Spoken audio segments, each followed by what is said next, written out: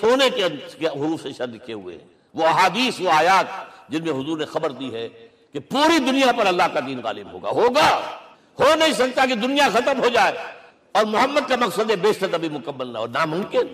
جن آیات کو پڑھیے، ان میں پھر احادیث پڑھیے۔ میں صرف 2 حدیثیں آپ کو سنا دوں۔ ایک میں حضور نے اپنے زمانے سے لے کر قیامت تک کے 5 ادوار گنائے ہیں، آپ پڑھ لیجیے گا، ٹیکسٹ ہے یہ، اور خدا کے لیے اس کی قدر کیجیے گا، یہ آیات ہیں، احادیث سے پھینک نہ دیجیے خدا کے لیے۔ اور اس کے اندر جو ہے اس وقت کے جو مایوسی کے اندھیارے ہمارے اوپر چھائے ہوئے ہیں، اس کا علاج ہے کہ نہیں، اور بھی دور فلک ہیں ابھی آنے والے، ناز اتنا نہ کریں ہم کو ستانے والے۔ بہرحال حضور نے جب اپنا مشن عرب کی حد تک مکمل کر لیا تو اب ایک بات نوٹ کیجئے، خطبہ حجۃ الوداع 1.25 لاکھ کا مجمع، حضور نے اپنے اس خطبے میں اپنی تعلیمات کے جو اہم نکات تھے انہیں اور دہرایا 3 مرتبہ ایک بات کی ہے۔ لاؤڈ اسپیکر تو تھا نہیں، پہلے آپ ادھر رخ کرتے تھے، آپ کہتے تھے کچھ، ادھر لوگ آدمی آگے کھڑا ہوا اس کو آگے پہنچاتا اور آگے پہنچاتا تھا، پھر آپ سامنے رخ کر کے کہتے تھے، پھر بائیں طرف رخ کر کے 3 مرتبہ ایک لفظ 3 مرتبہ۔ آخر میں ایک سوال کیا، الا هل بلغت، دیکھو لوگوں میں نے پہنچا دیا یا نہیں، کیونکہ قرآن میں تحدید آئی تھی، اے نبی یا ایھا النبی بلغ ما انزل الیک من ربک وان لم تفعل فما بلغت رسالتہ، اے نبی جو کچھ تم پر نازل کیا گیا اللہ کی طرف سے پہنچا دو، اور اگر نہیں کیا تو رسالت کا حق ادا نہیں ہوگا۔ اور اس میں سورہ اعراف کی آیت نمبر 6 اگر پڑھ لیں، فَلَنَسْأَلَنَّ الَّذِينَ أُرْسِلَ إِلَيْهِمْ وَلَنَسْأَلَنَّ الْمُرْسَلِينَ، ہم ان سے بھی پوچھیں گے جن کی طرف رسولوں کو بھیجا، اور رسولوں سے پوچھیں گے ہم نے تمہارے پاس اپنا پیغام پہنچایا تھا، تم نے پہنچایا کہ نہیں لوگوں کو؟ اس لیے حضور نے گواہی دی، الا هل بلغت، دیکھو میں نے پہنچا دیا کہ نہیں؟ اور جواب کیا ملا؟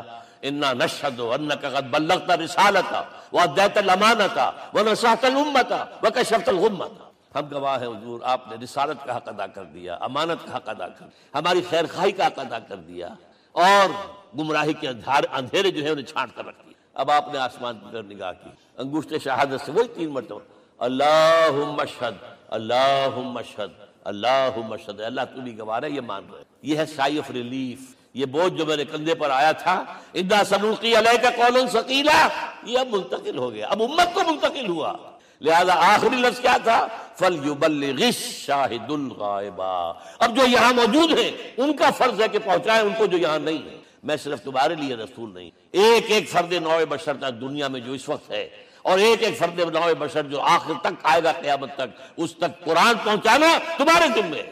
ہم نے نہیں پہنچایا، اسی لیے آج ہم اللہ کے عذاب میں ہیں۔ آج کیوں ذلیل کے کل تک نتی پسند گستاخی فرشتہ ہماری جناب میں، 1.5 بلین مسلمان، لیکن عزت نام کی کوئی شے ہے؟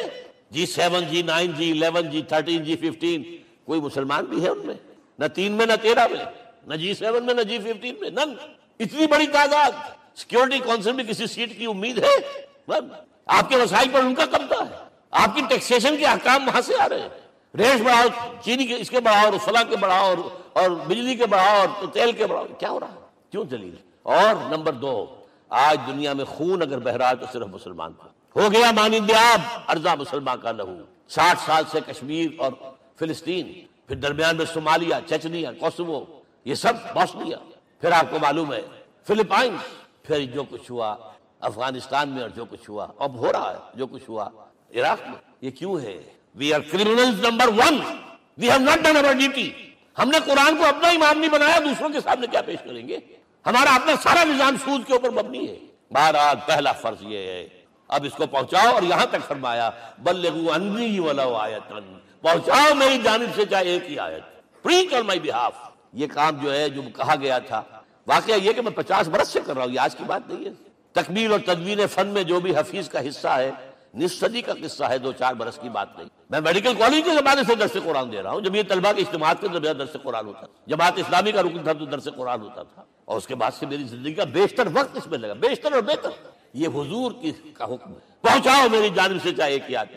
اچھا نمبر 2، اب حکم دیا گیا، اس کی مثال میں دے رہا ہوں آپ کو۔ جب ایران کے ساتھ جنگ شروع ہوئی ہے تو سپہ سالار افواج ایران رستم نے وفد بلایا ہے، اے عربو تم پہلے بھی ہم پر حملے کیا کرتے تھے، لیکن پہلے لوٹ مار کر کے واپس چلے جاتے تھے۔ یہ جان لیجئے یہ ہسٹری کا ایک موقع ہے خاص کا، ایک سیٹلڈ سویلائزیشنز ہوتی ہیں، اور ایک وہ جو رہتے ہیں سطح مرتفع پر، وہاں پانی نہیں ہوتا، وہ فصل کہاں سے آ جائے گی، یا ریگستان میں جو وہاں بستے ہیں وہ کیا کرتے ہیں؟ وہ وقتاً فوقتاً جاتے ہیں، جھپٹا مارتے ہیں، لوٹ مار کرتے ہیں، لے کر وہاں سے دولت آتے ہیں، اسی پر ان کی گزارا تھا۔ تو پہلے بھی آیا کرتے تھے، لوٹ مار کر کے چلے جاتے، اس دفعہ پیچھا بھی چھوڑ رہے ہیں، وجہ کیا؟ ایسی پیاری، یہ کئی روایتوں میں آیا ہے، الفاظ مختلف ہو سکتے ہیں۔ جو مسلمان وفد کا سربراہ تھا اس کا جواب سنیے، انا قد ارسلنا، دیکھو رستم پہلے ہم خود آتے تھے، اب ہمیں بھیجا گیا، اللہ نے بھیجا محمد کو، محمد نے بھیجا ہمیں صلی اللہ علیہ وسلم، کس لیے؟ لنخرج الناس من ظلمات الجہالۃ الی نور الایمان ومن جور الملوک الی عدل الاسلام، اس لیے بھیجا گیا ہمیں کہ نوع انسانی کو شرک اور کفر کی جہالتوں سے نکال کر ایمان کی روشنی میں لائیں، اور بادشاہوں کے ظلم و ستم کے پنجے سے نجات دلا کر عدل اسلام۔ دیکھو ہمارا خلیفہ چٹائی پر بیٹھتا ہے عمر رضی اللہ تعالیٰ عنہ، اس کے تو کوئی خدم و حشم نہیں ہے، کوئی باڈی گارڈ نہیں ہے۔ ایک آیا تھا سفیر ایران کا، مدینے میں آ کر گھوما پھرا، کوئی محل نظر نہیں آیا اسے، پوچھتا ہے مسلمانوں سے اینا ملککم، بھائی تمہارا بادشاہ کہاں ہوتا ہے؟ جواب ملا لیس لنا ملکن بل لنا امیر، ہمارا کوئی بادشاہ نہیں، ہمارا امیر ہے۔ کہاں ہے بھائی؟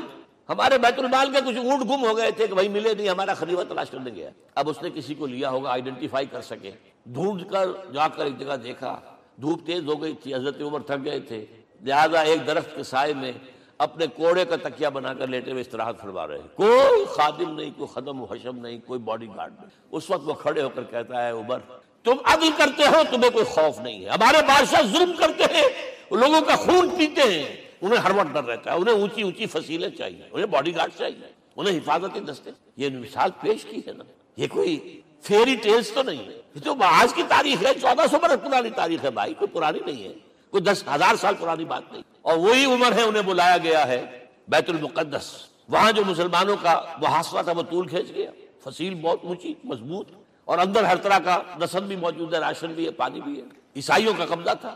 عیسائی پادری آئے فصیل پر، مسلمانوں تم اگر قیامت تک بھی یہاں پڑے رہے محاصرہ کر کے، یہ کبھی فتح نہیں ہوگا شہر، ہاں یہ فتح ہونا ہے، ہماری کتابوں میں ہے، لیکن ایک درویش بادشاہ کے ہاتھوں فتح ہوگا، تمہارے اندر ہمیں وہ درویشی نظر نہیں آ رہی۔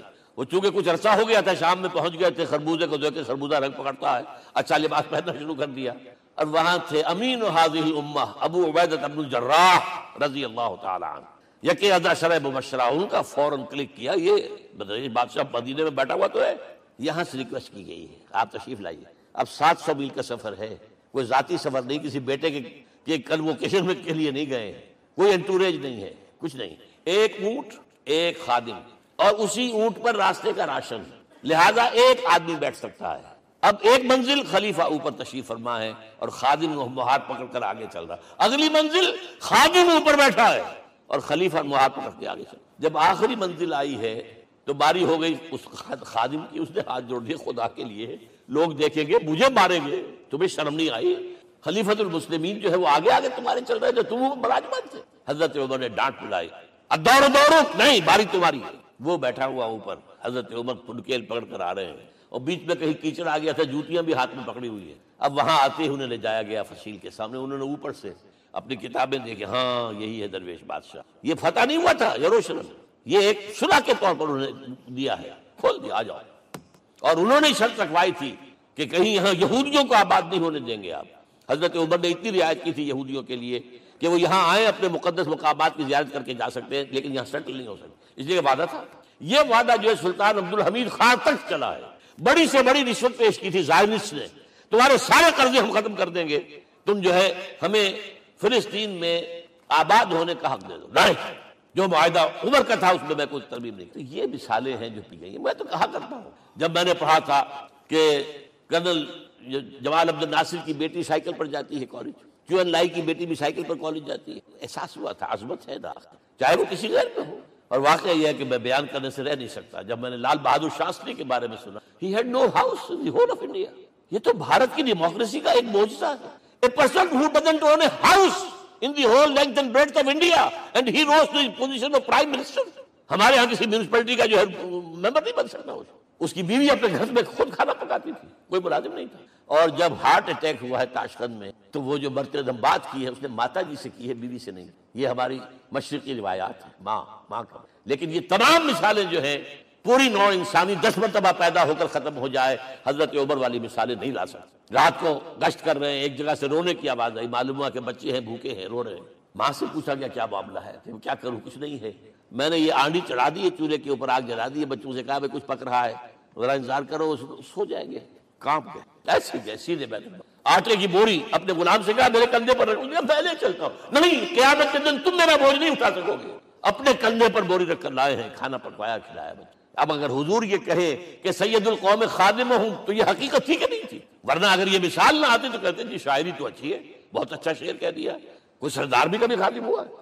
اب یہ ہے کہ یہ نظام دنیا میں، بس آخری بات میں آ گیا ہوں، یہ خوشخبریاں میں آپ کے ساتھ یہ تحفہ لے کر آیا، یہ پڑھیے کہ نظام دوبارہ آنا ہے۔ محمد کی پیشن گوئی غلط نہیں ہو سکتی، وہ صادق المصدوق صلی اللہ علیہ وسلم۔ اگرچہ ابھی ہمیں اور سزائیں ملنی ہیں، اور سخت سے سختر سزائیں آنی۔ ابھی آرمگڈون سر پر تنی ہوئی ہے، کھڑی ہوئی، ملحمۃ العظمیٰ جسے حدیث میں کہا گیا۔ آرمگڈون پتہ نہیں آپ نے کبھی سنا ہے کہ نہیں سنا ہے؟ یہ بائبل کی آخری کتاب جو ریولیشن جان ہے اس میں ہے کہ ایک بہت بڑی جنگ ہوگی، گریٹر اسرائیل بنانے کے لیے بہت بڑی جنگ ہوگی، and you set the stage has been set for that۔ NATO تیار اسی کے لیے ہو رہا ہے دوبارہ۔ کس لیے؟ نیٹو چیف سے پوچھا گیا تھا کہ تمہارا دشمن جو تھا یو ایس ایس آر تو ختم ہوا، گھٹنوں کے بل پڑا ہوا ہے، اب کس کے لیے اس کو ایکسٹینڈ کر رہے ہو اور آرگنائز کر رہے ہو؟ اب ہمیں مسلم فنڈامنٹلسٹ سے نپٹنا، یہ ہے وہ کروسیڈ جو شروع۔ یہودی اور عیسائی نیو کنزرویٹوز، نیو کونس، یہ دونوں جڑے ہوئے ہیں، ایک 5 پوائنٹ ایجنڈا ہے ان کا جس پر دونوں کا اتفاق ہے۔ تو ابھی ہم پر بڑے برے وقت آنے ہیں، ہمیں سزائیں ابھی اور ملیں، لیکن ٹیبلز ول بی ٹرن، دنیا میں اللہ کا دین قائم ہوگا، چاہے ابھی اور اپس اینڈ ڈاؤنز آئیں گے، لیکن ہوگا، لیکن ہوگی، وہ وقت آئے گا اللہ کا دین قائم ہوگا پوری دنیا میں۔ ایک حدیث میں آپ کو سنانے چلا تھا، حضرت ثوبان سے رضی اللہ تعالیٰ عنہ، مسلم شریف کی روایت ہے، حضور نے فرمایا ان اللہ زوالی الارض، اللہ نے میرے لیے پوری زمین کو لپیٹ دی، فرائے تو مشارقہا و مغاربہا، میں نے اس کے سارے مشرق دیکھ لیے، سارے مغرب دیکھ لیے، وَإِنَّ أُمَّتِي سَيَبْلُغُ مُلْكُهَا مَا زُوِّيَ لِي مِنْهَا، میری امت کی حکومت ان تمام علاقوں پر قائم ہو کر رہے گی جو اللہ نے زمین کو لپیٹ کر مجھے دکھا دی، یہ ہونا ہے، and that is going to be the end of this world۔ Armageddon بھی آ جائے گی پہلے، ملحمۃ العظمیٰ بھی آئے گا، سزائیں بھی ملیں گی، بالآخر وہ ہوگا۔ لیکن آخری بات، میرے اور آپ کے لیے مسئلہ لمحہ فکریہ کیا ہے؟ میں اور آپ کہاں کھڑے ہیں؟ Are we on the side of Allah اور on the side of America?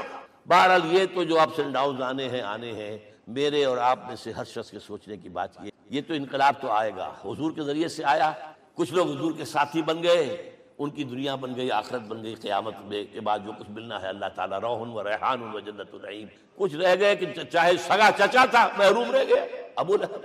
آج بھی یہ قافلہ ادھر چل رہا ہے۔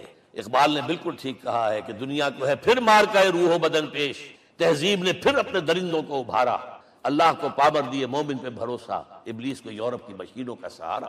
اور صحیح کہا ہے، آخری بات جو کہہ رہا ہوں، ایک نقطہ میرا رہ گیا ہے، وَاتَّبَعُوا النُّورَ الَّذِي أُنزِلَ مَعَهُ، چوتھی بات، اور یہ کہ وہ لوگ جو اس نور کا اتباع کریں گے کہ جو ان کے ساتھ نازل کے قرآن، اس لیے کہ قرآن ہی ذریعہ ہے، آلہ انقلاب ہے، قرآن انسانوں کو بدلتا ہے، افراد کو، افراد مل کر جماعت بن کر وہ جو انقلاب برپا کرتے ہیں، بٹ انڈیویجول چینج، اقبال کے الفاظ میں چوں بجا در رفت جہاں دیگر شود، یہ قرآن اگر کسی کے باطن میں اتر جاتا ہے تو اس کے اندر انقلاب آ جاتا ہے، he is a change person from within, وَاتَّبَعُوا النُّورَ الَّذِي أُنزِلَ مَعَهُ۔ لیکن آخری دور کے بارے میں یہ چند اشعار سنا رہا